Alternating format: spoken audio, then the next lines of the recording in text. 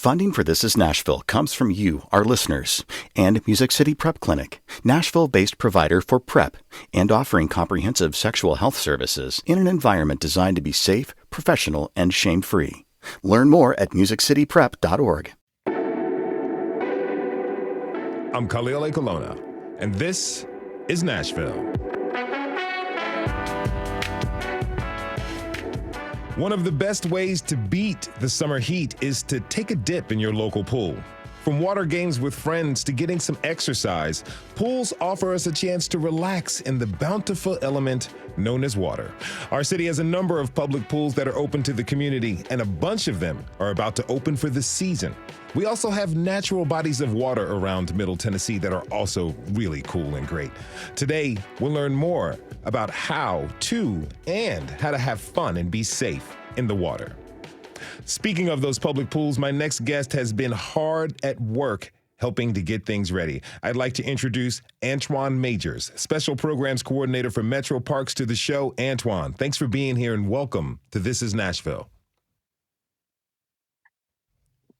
Thank you. Glad to be here with you guys. Glad to have you with us. I know this is a really busy time of year for you. So tell me, what's it like to prepare for the swimming season?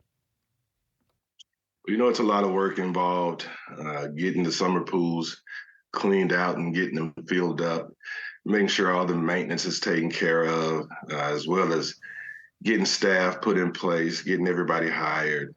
So it's a lot of work and effort that goes into getting these pools ready. Cleaning the pools must be one big task, huh? No doubt. So when do the outdoor public pools open? Well, right now we're slated to open on June the 5th. June the 5th. Okay, I understand that Wave Country opens tomorrow, it opens tomorrow, but that's kind of its own thing, right? Correct. Tell me a lot more about it. I haven't been. I've only been in Tennessee for almost 2 years, and I hear a lot about it, but tell me what makes it special. The Wave Country has the attractions. You know, it's a huge facility, several pools, several features in the pool. And of course, the main attraction is the wave pool itself. When the waves turned on, kids are out there in floats, very family oriented. They have shelters that can be rented, so you can picnic there. You can actually spend a whole day there. So it's safe to say that that is one of the busiest pools of the summer. Absolutely. Okay, now, some pools are about to open, yet we also have public pools that are open year-round, right? Like, what are they? They're at our Metro Park regional centers.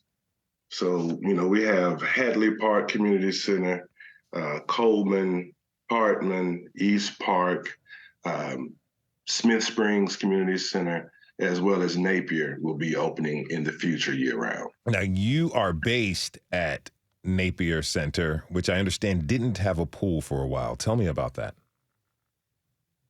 Well, the pool's been down for about 5 years. It had some mechanical issues that had to be worked out. So they've put a bunch of money into this project to actually rebirth the pool. It's one of the biggest pools that we have in Metro. It's an Olympic-sized pool. So the community has been without one for about 5 years, and I'm just excited to be there. Hopefully spark a flame in some more young adults to venture out into this lifeguarding world. What does the pool look like now? Oh, the pool is awesome. The pool looks great. It's a huge. Is it the type it's of a huge pool? Is it the type of place where, is it the type of renovation that you can see big time events taking place there? I sure can.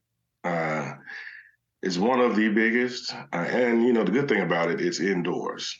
Now, we have tell me this, what kind of programs do happen at Napier Community Center and some of the other year-round public pools? So Napier is not open to the public just yet. We're still working on staffing.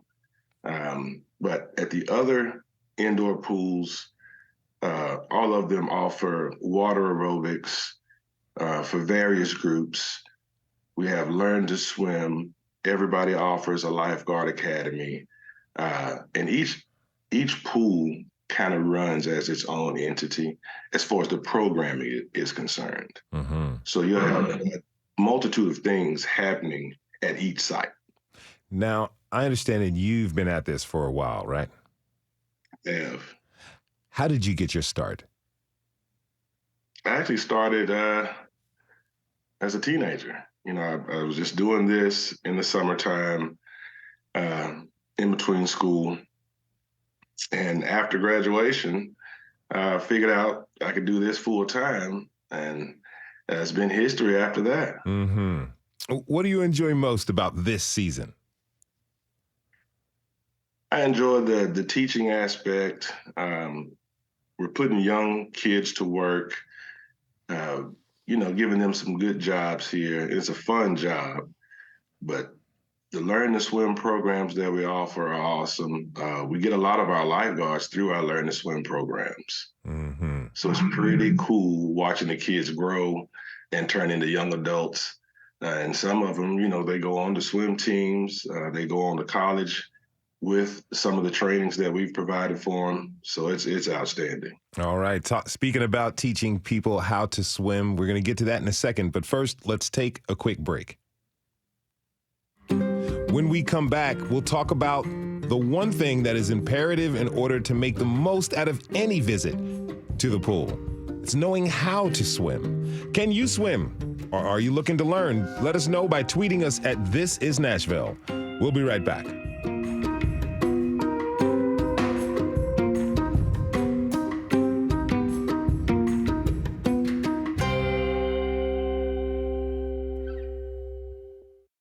Funding for This Is Nashville comes from you, our listeners, and Music City Prep Clinic, Nashville-based provider for PrEP and offering comprehensive sexual health services in an environment designed to be safe, professional, and shame-free.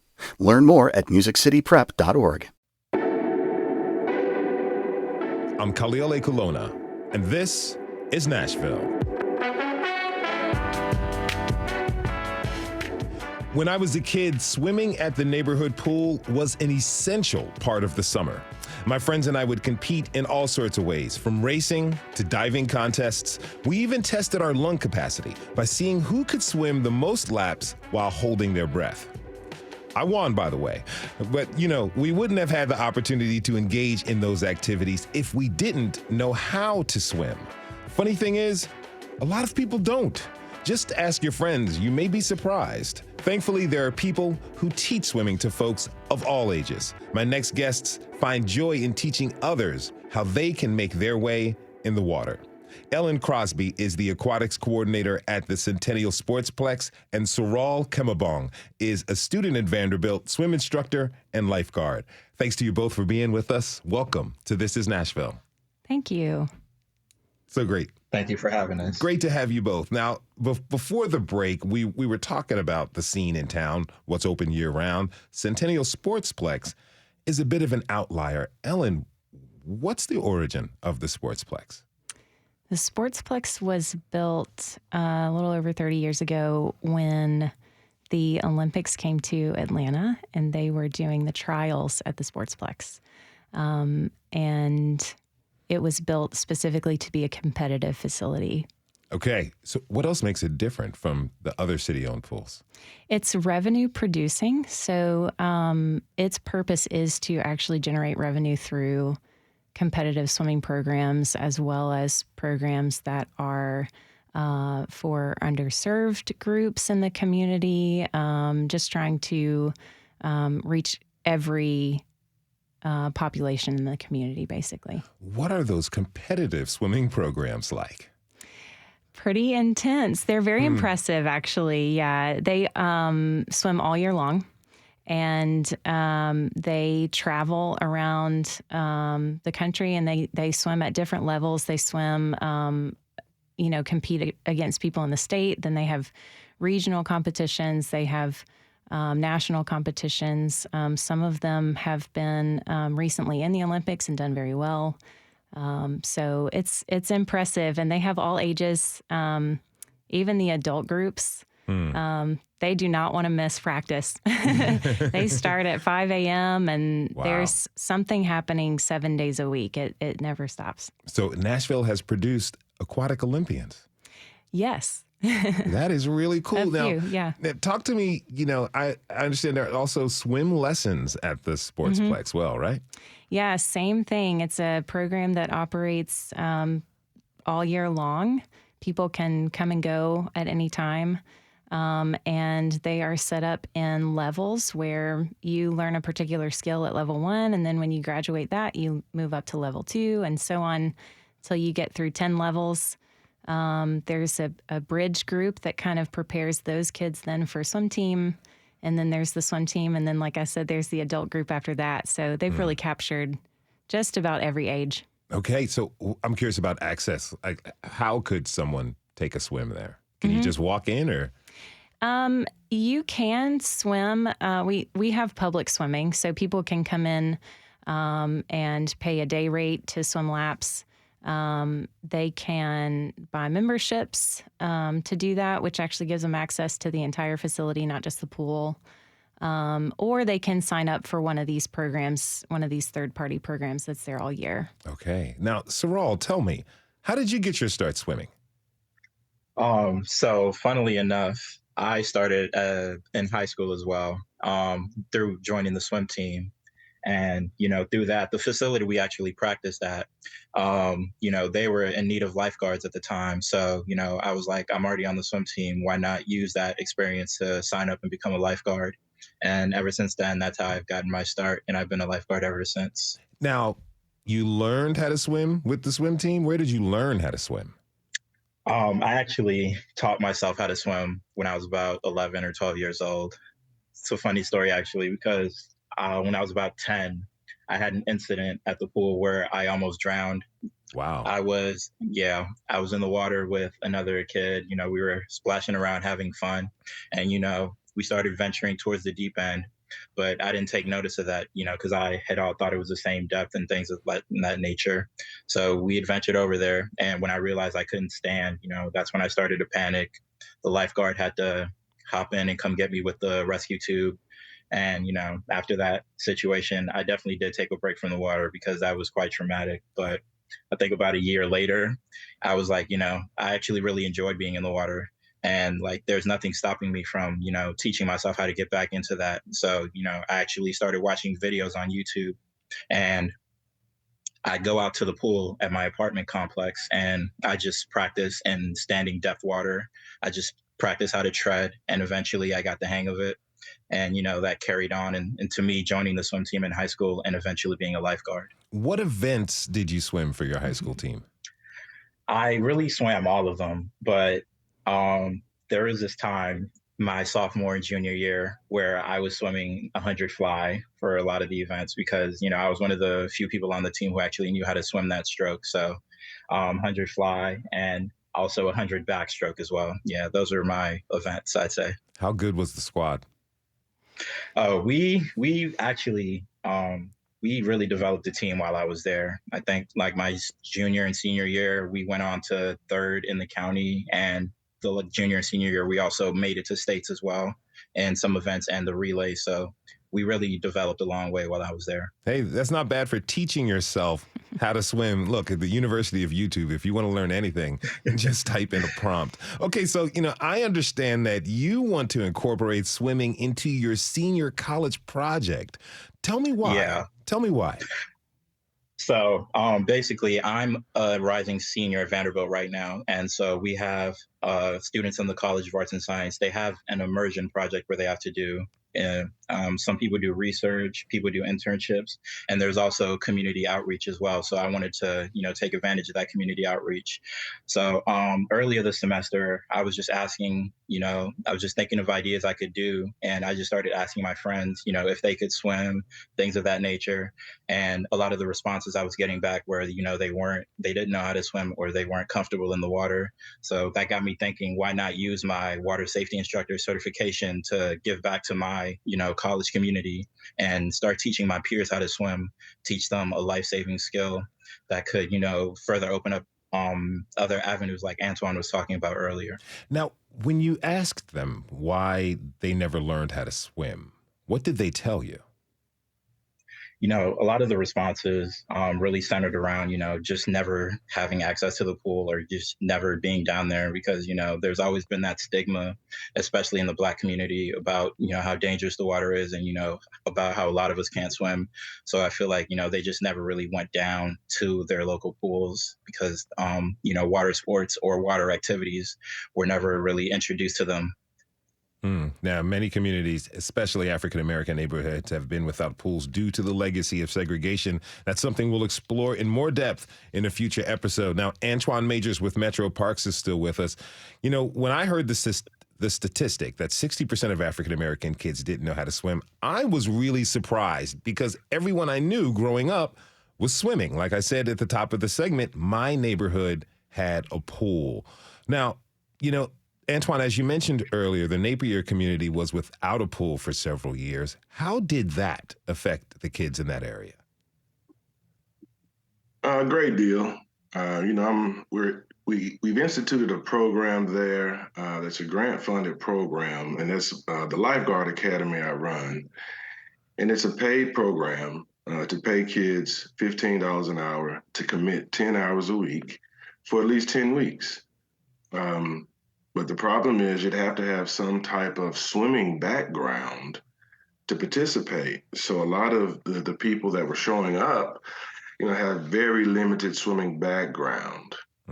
So I'm doing more learn to swim than actual Lifeguard Academy. That's so interesting that there's a need for lifeguards. When I was young, a teenager, I wanted to be a lifeguard desperately, but those jobs were few and far between. And now you're saying that you're looking for lifeguards, but you don't have many young people who qualify. Correct. Wow. When I was a kid, we had a neighborhood pool as well. And in our community, a lot of us went to the pool, but having access to learn to swim programs, that was the problem. So a lot of us were just self-taught, like Seriol was saying. I was a near drowning victim myself as a kid. So definitely want to learn how to swim. So I was never in that situation again. But that has been my experience as far as having access to actual learn to swim programs in the community. If you're just tuning in, this is Nashville, and I'm your host, Khalil Ekulona. We're talking this hour about the joys of swimming and how you can learn with Ellen Crosby, Seriol Kumabong, and Antwan Majors. Tweet us your comments at This Is Nashville. Now, some folks would like to learn how to swim, but they have anxiety about going into the water. I think, obviously, we just heard two stories. Antwan and Seriol both had near-drowning experiences when they were young.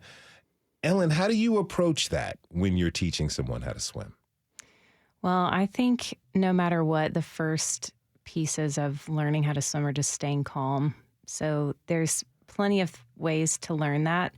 But as an instructor, I try and start everything out with that as the goal. So whether that is becoming comfortable just getting horizontal in the water and then putting your feet back down on the bottom, putting your face in the water, laying on your back, things like that, where you can learn how to be horizontal especially. It's funny, in 4 feet of water, you could have an adult finally lay on their belly in the water, and then when it's time for them to put their feet back down, they just don't think that bottom is going to be there.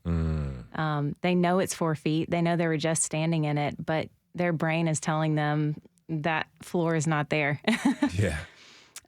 Or just getting splashed, getting the water in their face, or if they're laying on their back, it's just a vulnerable situation for people with the mental fear, And so for me, I try and kind of set aside any technique that we eventually want to get to, not worry so much about strokes or what it looks like, and really focus on being relaxed and being calm while you're in there. There's really not much more you can do until you get that. Yeah, that's the first and most important step.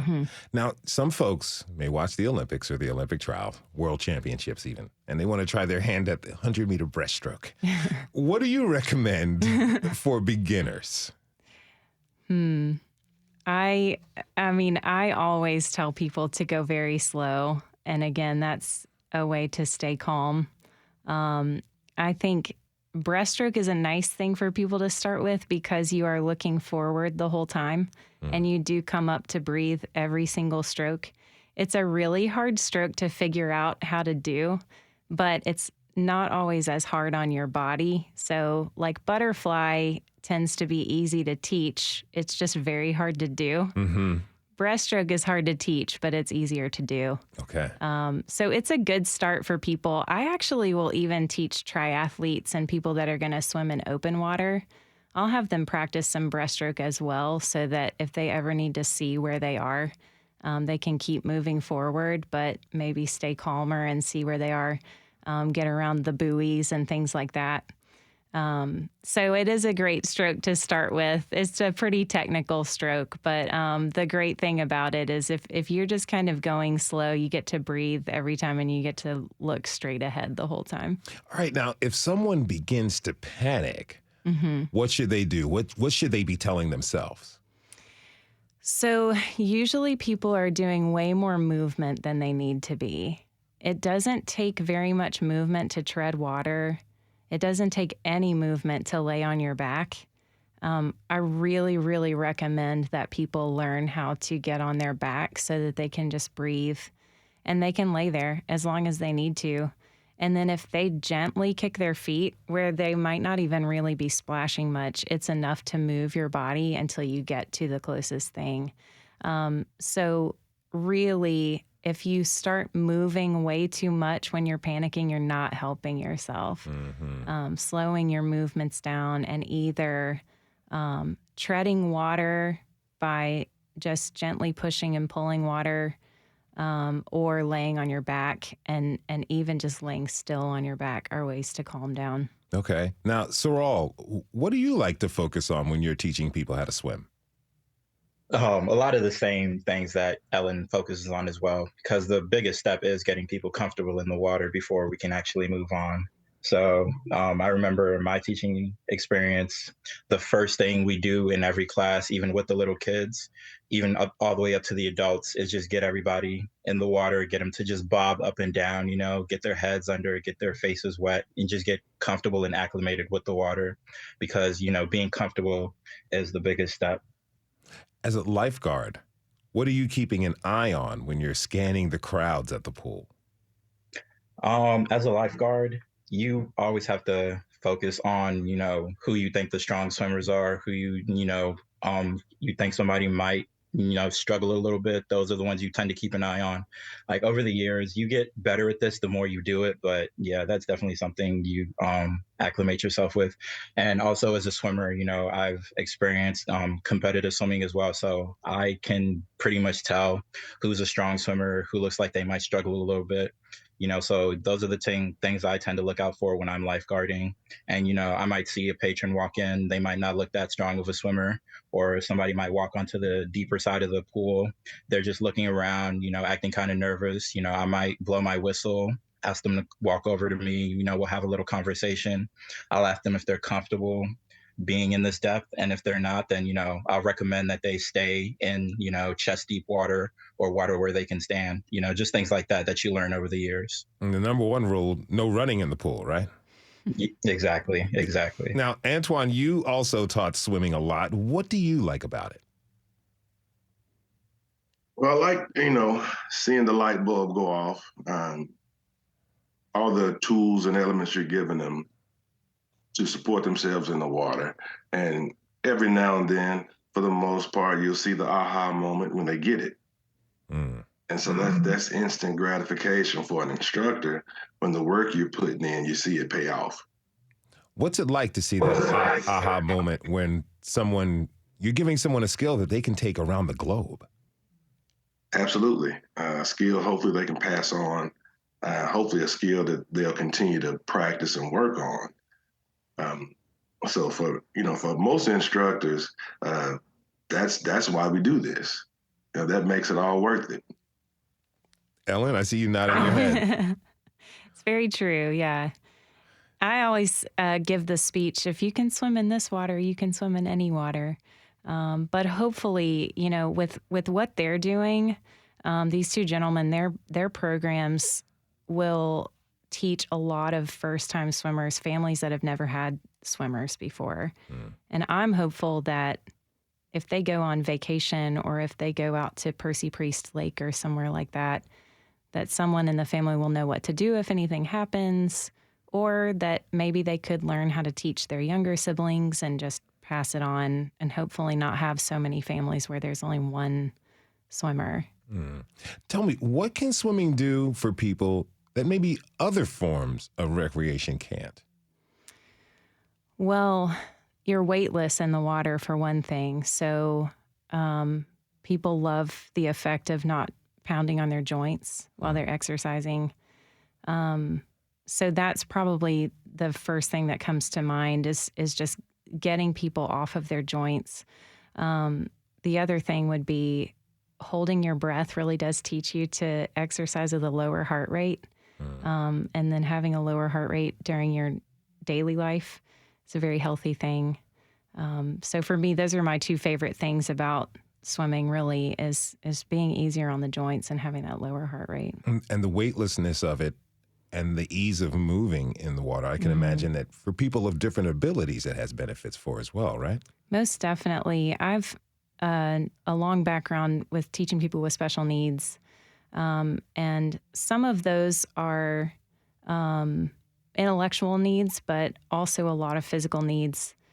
And some of those friends are very clumsy on land, and it's difficult for them to move well. And when you get in a pool, you can be clumsy. It doesn't really matter if you're clumsy. And some of them do need someone there with them still, but they can stretch out if they've been in a wheelchair all day, if they use a walker or crutches to walk. They can be independent and finally not have to lean on that. We have lots of people that come into the Sportsplex every day of the week that fit those categories. People with prosthetic limbs, people that are injured that are coming in on crutches with, braces on their knees and things like that. It's just it's a really nice way for anyone who's having difficulty moving on land to be able to stretch out and have the freedom once they get in the water. Older folks as well. My mother's an avid swimmer. Yes. If she doesn't swim every day, she gets a little upset. Yes. Now, Seriol, you really wanted to get your fellow students swimming. Outside from practical reasons, why did you want to share that skill? Outside of practical reasons, I don't know. A lot like Antwan said, just, that gratification you get of seeing somebody, learning something that could eventually go on to save their life or go on to open up new avenues for them in the future. Just things like that, knowing you're giving back to the community, knowing you're like leaving an impact on somebody, that a positive one at that, that's probably outside of the practical reason. That's another big reason why I like teaching swim lessons. Seriol Kumabong is a student at Vanderbilt, swim instructor and lifeguard. He was joined by Ellen Crosby, the aquatics coordinator at the Centennial Sportsplex. Thanks to you both for being with us today. Thank you. Thank you for having me. Antwan Majors will stick with us through the break.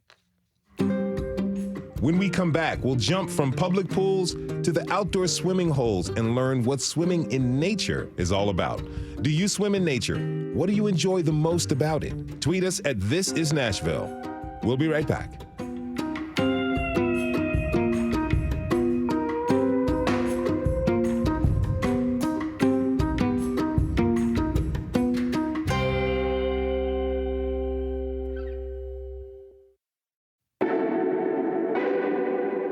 I'm Khalil Ekulona, and this is Nashville.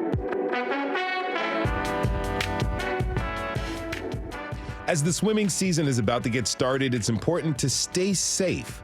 The local pool has a lifeguard on duty, and they may be hiring. But out in nature, you're largely on your own. Right now, as we speak, Nashville Fire and the Office of Emergency Management are searching for a missing swimmer. Percy Priest Lake is a far cry from the neighborhood Y. It can be very dangerous out there if you don't know what you're doing. So, what should we know about swimming in outdoor swimming holes? How can we be safe while swimming? My next guests are here to help. Laura Franklin is Interpretation and Recreation Manager with Tennessee State Parks. Laura, thank you so much for joining us today. Welcome to the show. Thank you so much for having me. I'm very excited to be here. Great to have you with us. Now, Antwan Majors with Metro Parks is still with us. Now, Laura, this is a developing situation and we really don't know much at all about the missing swimmer. But what are some of the things that people should be aware of when they are lake swimming? Swimming in natural open water and natural water features has some extra challenges that you don't have when you're in a swimming pool. One thing is oftentimes you can't see the bottom of the water.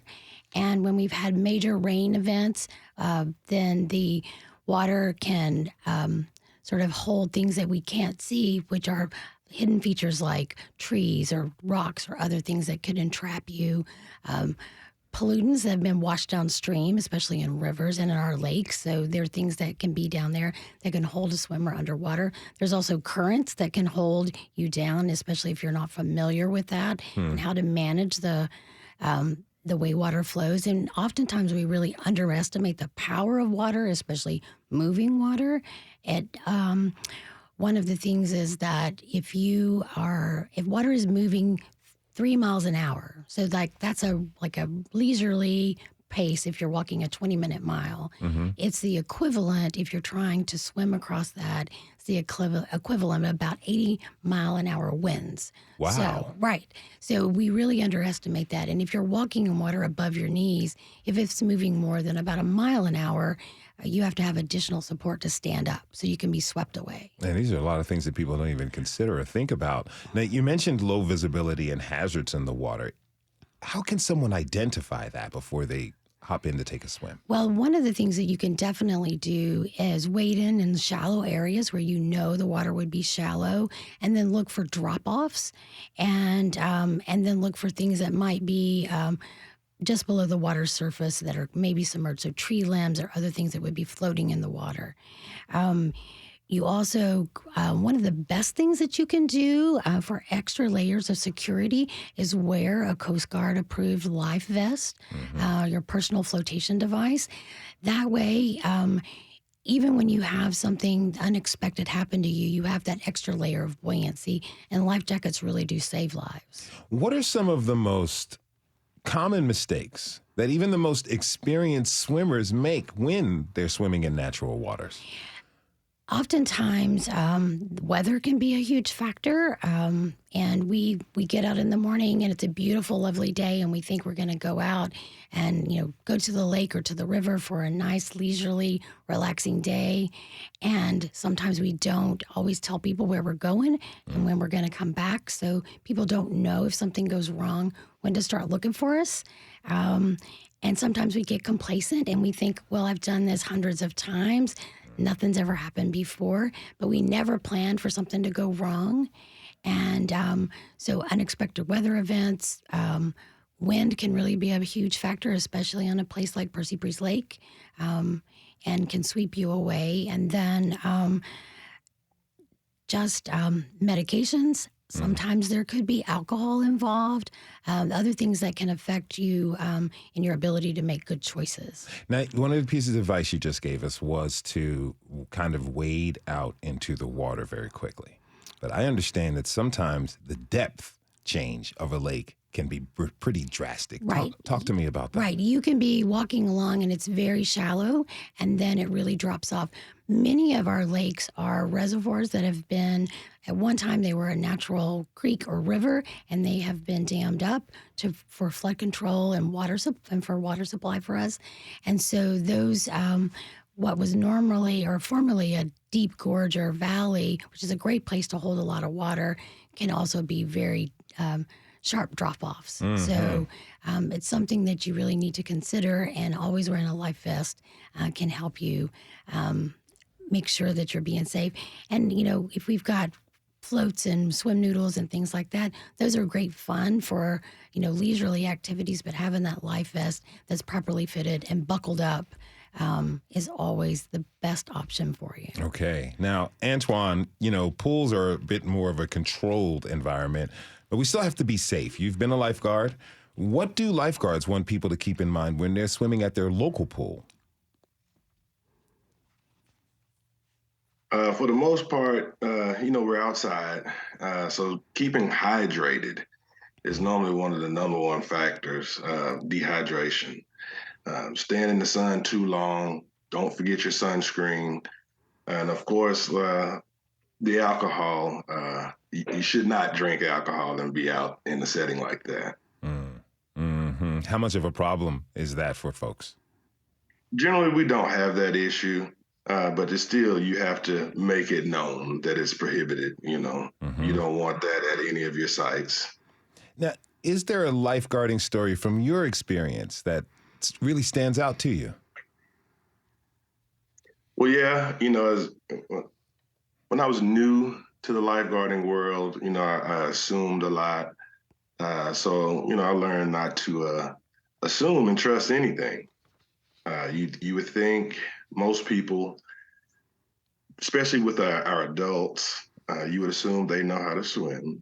So I had a funny story. The first save I ever made, it was I was 15, and it was a adult wanted to go off the diving board. So we negated the swim test, and he goes off the diving board and realizes he's in 10 feet of water, can't swim. I have to go in and get him. Wow. That was the first time I learned not to assume anything from anyone. Okay. So we got a tweet from This Is Nashville from Mamesh, who writes, quote, "I've tried finding adult lessons locally, but it's rather difficult. Seems like there are limited options and many have wait lists." Antwan, do you have any advice for Mahesh? I would try every facility. Napier facility will soon be offering swim lessons. And the plan is for my site is to employ a couple of instructors so we can service the community with learn to swim programs. Okay. Laura, do you have any stories about people getting in over their heads at outdoor swimming areas? It happens more often than we would like. Like I was mentioning before, sometimes we are on floats or we have swim noodles or other floating devices, and we don't always plan for an accident. Also, when people are on canoes and kayaks and that sort of things, they can flip and not expect. The law says you have to have a life jacket nearby. If you're over 16, you must be wearing it if you're under 16. However, we never plan for that accident to happen, right? So we always want to model best practices. And I always think about it as a leader in this field of outdoor recreation and parks and resource management, that as adults, if we do more than what's required of us, then we always are doing the best job of setting the good example, and so that others will follow us. And that way we don't have situations where we're going in and having to look for someone who's lost and has gone under for whatever reason. So. In a moment, we're going to hear from Major David Crane with the Swift Water Rescue Team. We talked about safety while boating. What do you want people to understand about that, Laura? Really, safety while boating is, in the last several years, we have seen a huge swell of interest in boating, especially in kayaking. It's one of the number one growing sports in the United States. And the availability of that equipment, which is fantastic to remove barriers to access. We have more equipment that's available more widely. However, we don't always have, when someone's purchasing that equipment in, say, a big box store, they don't always have the person giving them the tips that they need to stay safe on the water. Mm-hmm. And so what my recommendation would be is to not only when you buy that equipment, but find a place that you can get expert advice on how to do that safely. In Tennessee State Parks, we offer lots of learning to kayak and intro to kayaking programs. And then the American Canoe Association, which we partner with, and the Tennessee Wildlife Resources Agency, all of us are working together to provide that training so that we can prevent fatalities along the water whenever you're getting in boats and water sports and all of that. Now, Antwan, you told me a little bit about this earlier. Tell me a little bit more about the Metro Parks Lifeguard Academy. Well, it's a program that we have at every indoor site. So basically what it is we bring people in that are interested in getting jobs, and we just train them. We try to build up their endurance to be able to sustain themselves throughout the lifeguard course itself. It's a free program that we offer, so there's no charge. And if you're, able to pass the lifeguard class, our hope is to employ you at some point. Where can people find out more? They can go to nashville.gov and check out any of the regional centers and look at their schedules, or even just place a phone call and talk to the aquatic coordinators there, because all of our times vary that we actually service the Lifeguard Academy. Now, Laura, tell me this.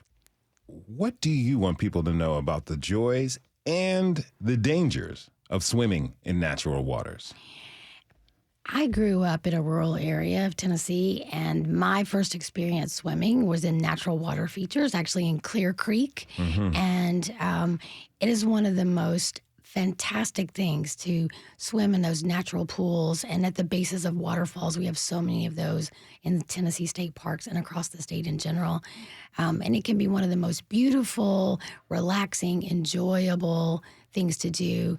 But there are things that you need to consider before you go, and knowing the rules and regulations, making sure that you're swimming in areas that are designated swim areas only, and making sure that you understand that if there are those hidden hazards that you can't see at the bottom, then testing that out. And going to the managing officer, whether it's with Tennessee State Parks, the Corps of Engineers, national parks, whatever that is, making sure that you know the rules and regulations and the hazards. We try to post those and share those before you get there.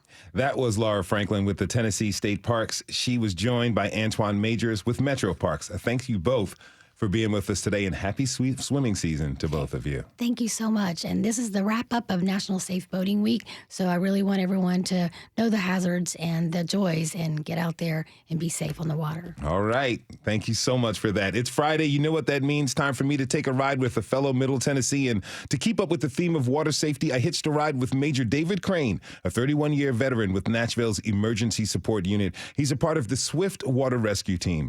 During our drive through Antioch, we retraced his rescue path in the 2010 flood. Of course, there was no water for this tour, but I added some sound effects to help you visualize that harrowing afternoon back in 2010.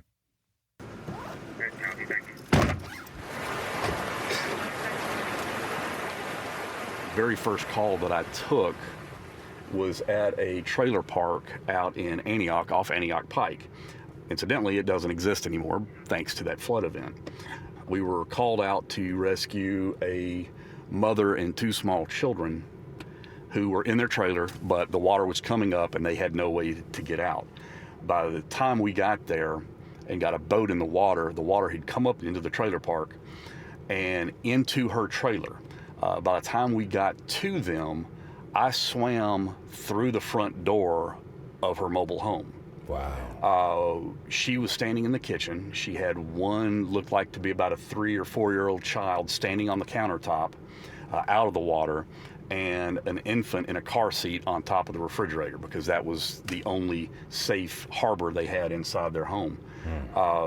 And we had two police officers that previously had tried to walk out to her and got trapped by high water.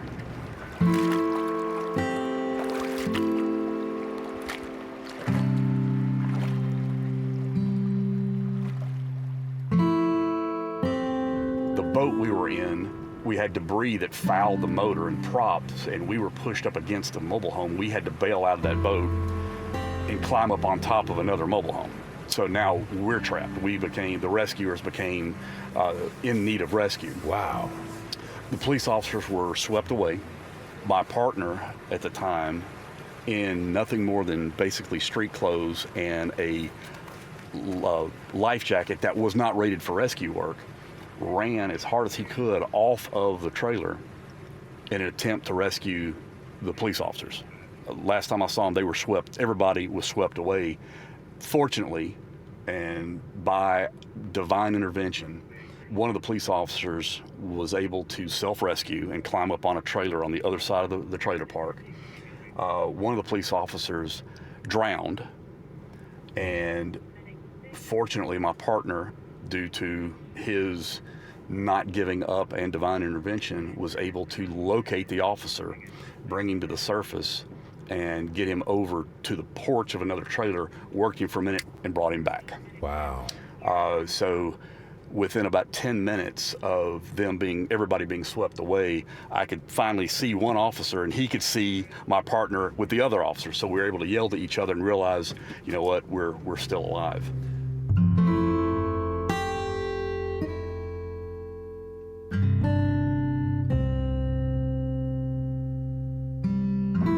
District 19, District 8, Medic 31, Safety 19, 30.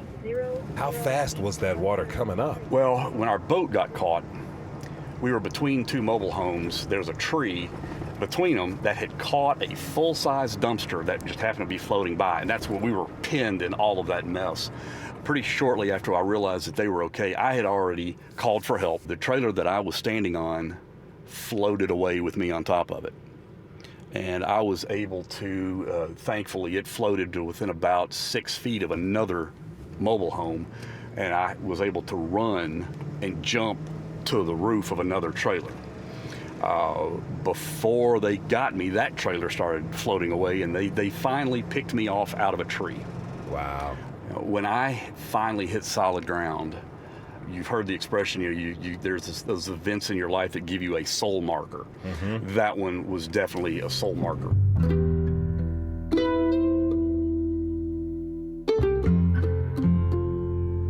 In an urban environment, you don't think that this street we're on right now would be underwater, but it was. During that one call where we went in to initially collect 3 victims, before we were done, we pulled 5 people off of the roof of this building. Wow. That were workers of this landscaping company. And the last call we took, and I want you to look at this building. There was an office in the upstairs of this building, and this building was essentially flooded and mostly underwater. There was a victim trapped in the upstairs office with no exit and no way to get out. By boat, me and 2 others were able to we had to go over this fence, come into this yard here. You took a boat Yes. over this fence. Yeah.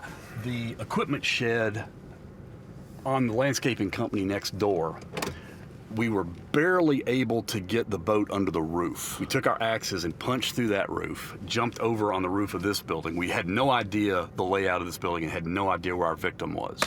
So we spread out and we started banging on the roof and listening, and we finally heard a noise. And the 3 of us took our axes and Halligans and punched a hole through the roof and through the ceiling, and we looked down, and our victim was looking up at us. And he was in knee-deep water on the 2nd story of the building. I mean, that's... And we were able to get him out, throw a life jacket on him, walk back across this other roof, climb back down in our boat, and get back out to where we put in. And the trailer park used to be in this property to our left here that's now clear. That's got to be 14 feet high looking at these. Mm-hmm. Wow. The trailer that I rode as it was floating away was on the upper end of the trailer park, the upper end of that property right there. I came back 4 days later after saying the water had gone back down, and I found what was left of it in a tree on the other side of this ballpark. Man. Completely shredded. I didn't tell my wife that story for about 8 months. I understand why. Mm-hmm. How'd she react when you told her? I looked over across, and she, at a time or two, looked like she had stopped breathing while I was telling the story. Her jaw was on it took her aback. I intentionally never really told a lot of she doesn't know the details of what we do. Just when I would get home, everything's great. Everything's good. Everybody made it home. We're all in good shape and in one piece. And past that, she was good. And incidentally, once we got everybody rescued and everybody was okay, as we were coming back from the landscape company for the last time, we looked over and our boat was stuck in the top of a tree, red light still flashing. Once we got everybody to high ground, we went back and rescued the boat that had fouled out on us earlier. That's right. What's going through your mind being back here for the first time? I'm remembering that afternoon. It kind of rough.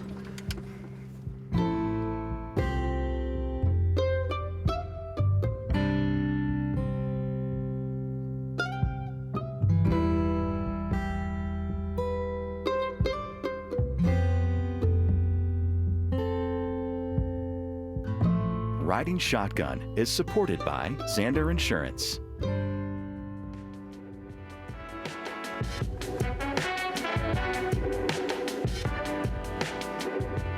This is Nashville is a production of WPLN News and Nashville Public Radio. Today's episode was produced by Steve Haruch. Our digital lead is Anna Gallegos-Cannon. Michaela Elias is our technical director. Our executive producer is Andrea Tudhope. The masterminds behind our theme music are LaRange and Namir Blade. Listen back at This Is Nashville or wherever you get your podcasts. The conversation doesn't end here. Tweet us at This Is Nashville, find us on Instagram, and tell us what you want from our show by filling out our quick survey online. This is Nashville. I'm Khalil Ekulona. We'll see you on Monday, everybody, and be good to each other.